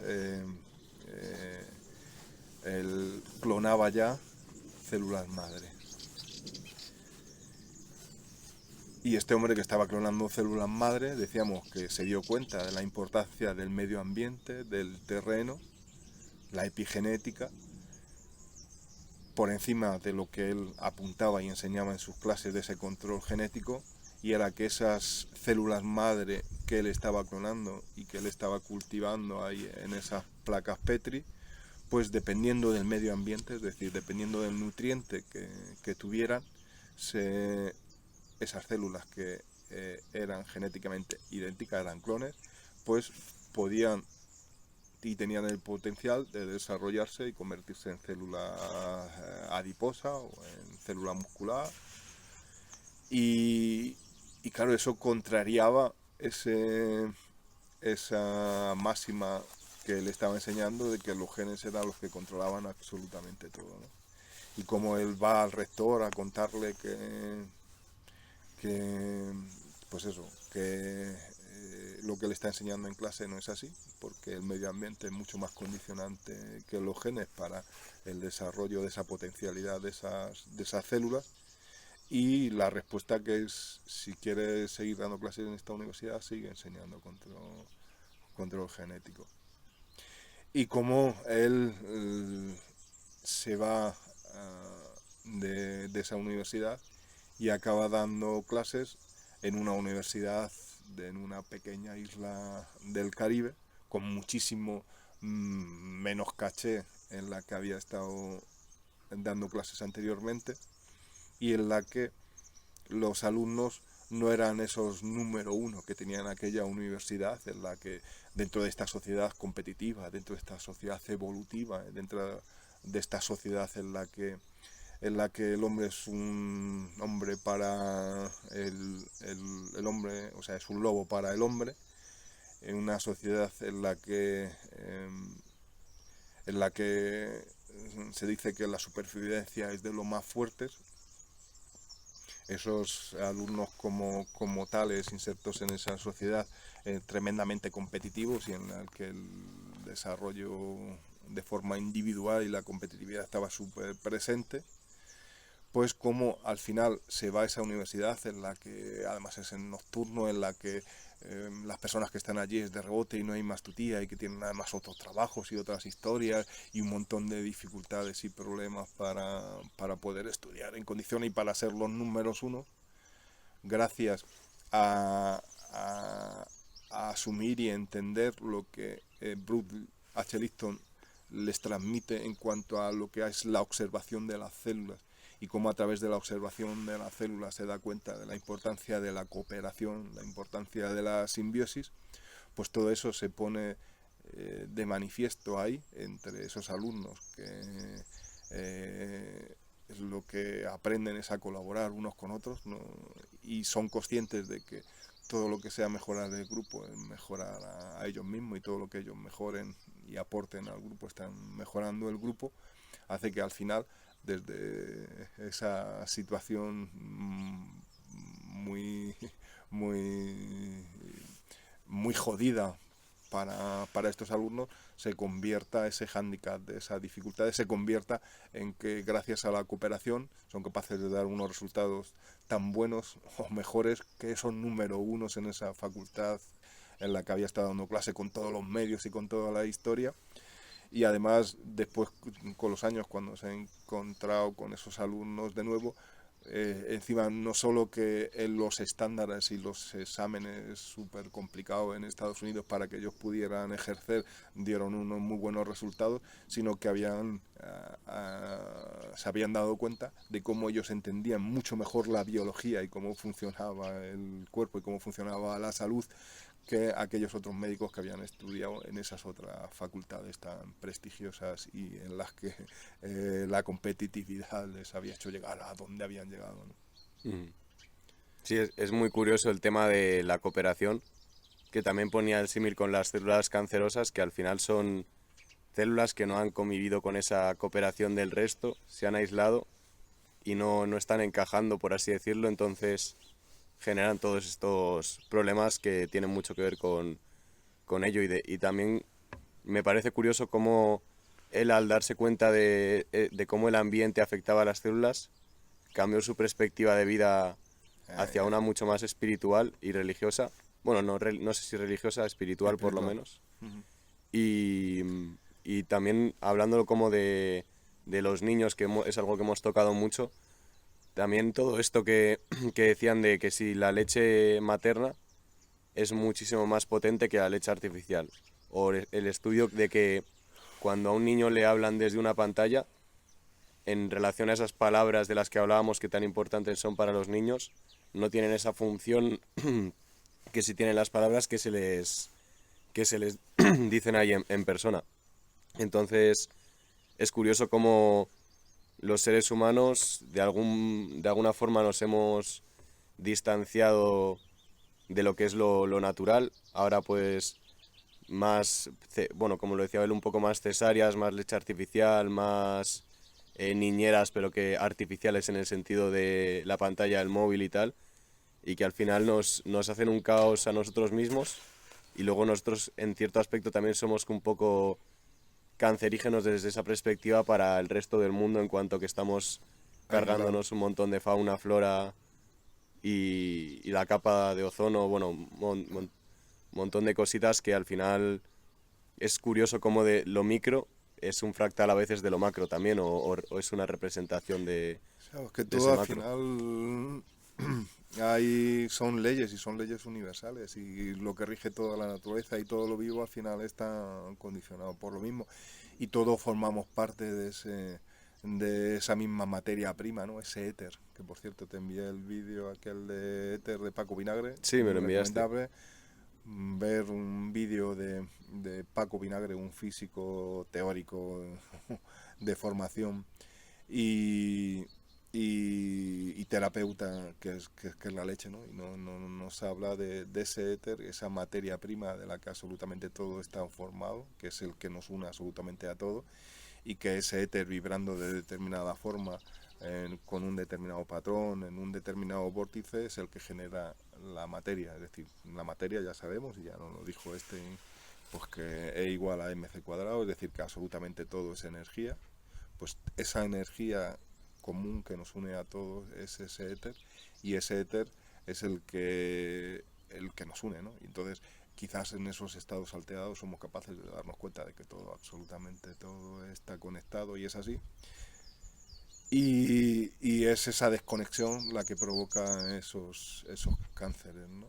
Sí, O esa sea, esas desconexión células, al final también de querer claro, aislarnos o sea, de... en ese terreno que circunda esas primeras células y ese órgano en el que se provoca un cáncer, lo que hay es un aislamiento. Estábamos hablando de ese terreno, está lleno de tóxicos, lleno de mierda, de determinadas circunstancias a la que nos ha llevado por 40.000 eh, circunstancias. El cuerpo ha usado ese órgano como diana, y a través de esa emoción principio que desencadena ese cáncer y demás ha hecho que ese órgano sea diana, empieza a acumularse como un vertedero en el que empieza a acumularse un montón de tóxicos, y llega un momento en el que esa cantidad de tóxico aísla a esas células y a ese órgano del resto, y es ahí en donde se provoca el cáncer, ese crecimiento exagerado, que eso llevado a la sociedad humana dentro de esa fractalidad, pues es ese tipo de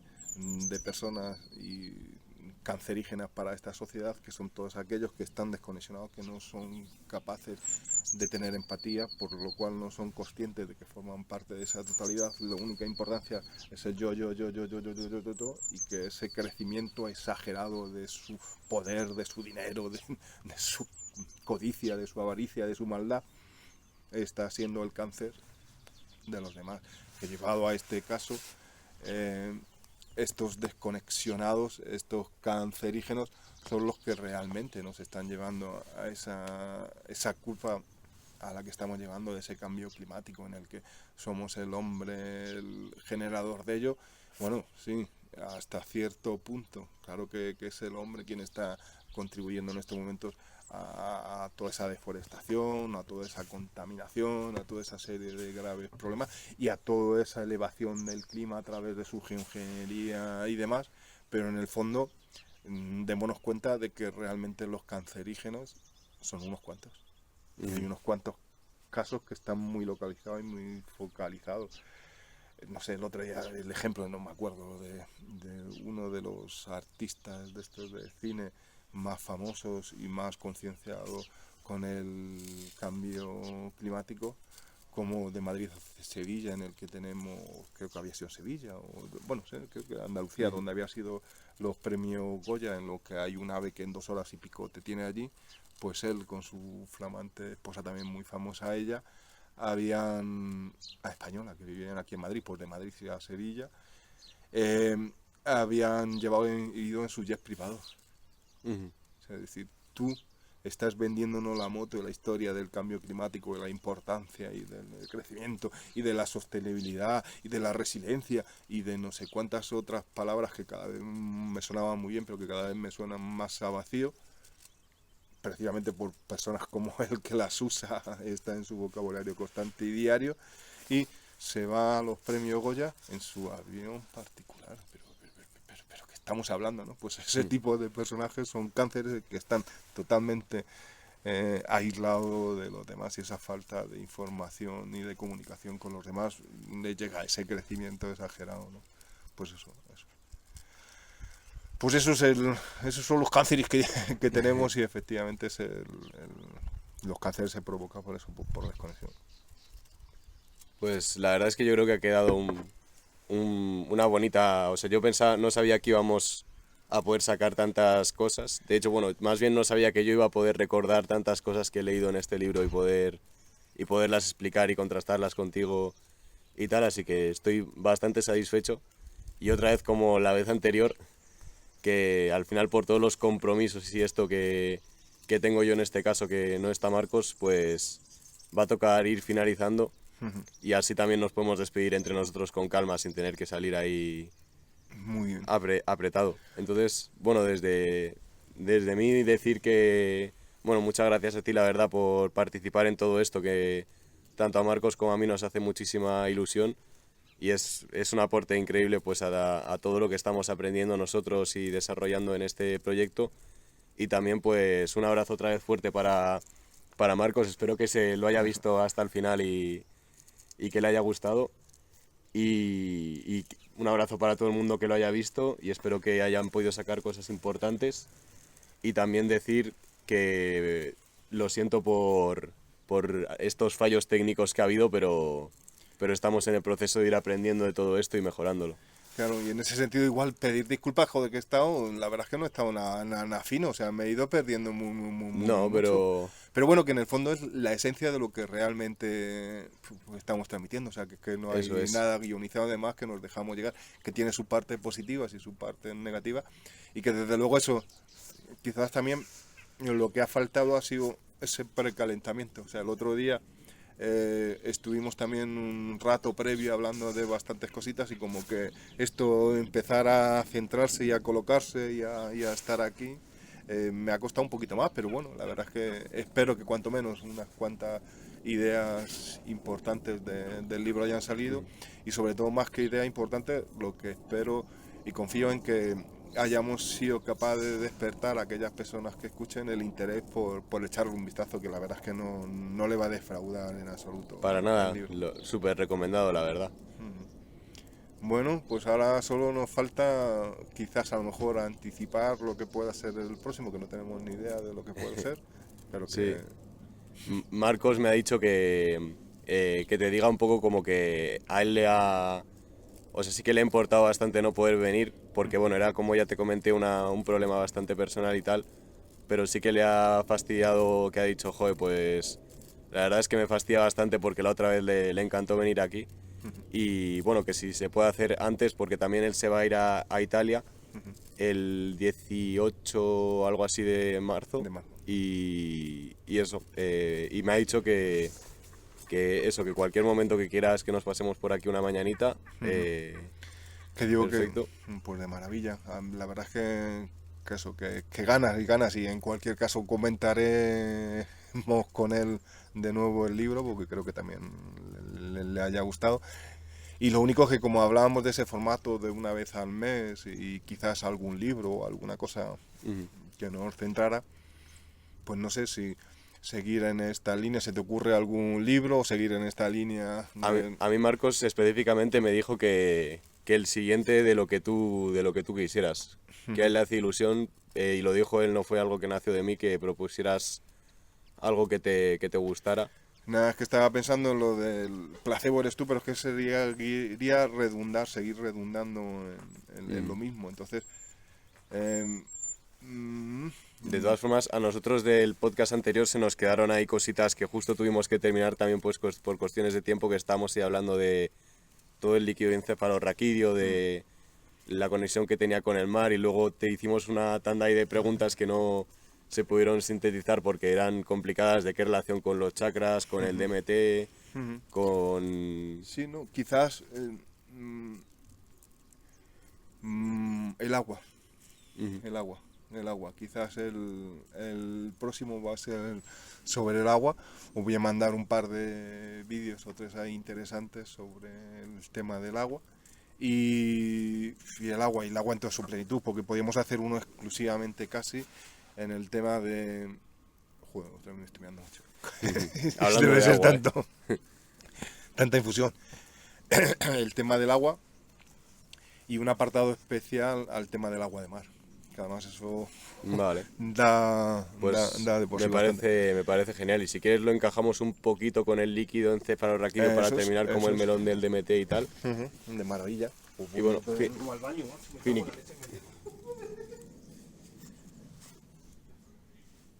Nada, cosas que pasan en estos podcasts tan freestyleados. Y bueno, yo, gente, deciros que voy a terminar con una frase que comentó José Luis, el otro podcast, que me parece interesante como para tanto para coger una planta y hacerte una infusión como para lo que es la vida en general.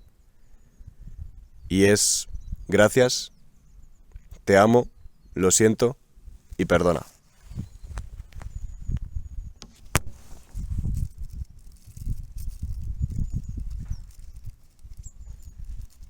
Qué chungo, macho, en serio. Su puta madre, entre tanta infusión y tanto zumito. Cago en la leche. Pues nada, me parece súper guay ya todo lo que hemos hablado, y cuando quieras, Marcos, y yo nos podemos pasar por aquí a hacer el podcast que hemos comentado. Y bueno, yo ya he comentado justo ahora que te ha sido un poco la frase de despedida que ha sido copiada de ti, que es gracias, lo siento, Perdón, perdón, te amo, lo te amo. siento, gracias. Eso es.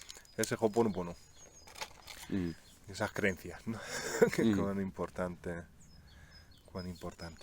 Pues, ¿de maravilla has cortado ya entonces? Ah, no, bueno. pero bueno, ahí pues nada, chao chao a todo el mundo y os deseamos lo mejor. Nos vemos en breve y jolines, que muy bien, que estáis haciendo una labor muy chula. Ahí estoy viendo que además no paráis de hacer nuevos vídeos y enviar cositas ahí que son muy interesantes. Así que Eso es. a todo aquel que vea esto y por primera vez, que sepáis que hay en el canal de Holísticos hay cosas muy interesantes. Pues muchísimas gracias viniendo de ti. Pues nada, que vaya súper bien y vale, perfecto.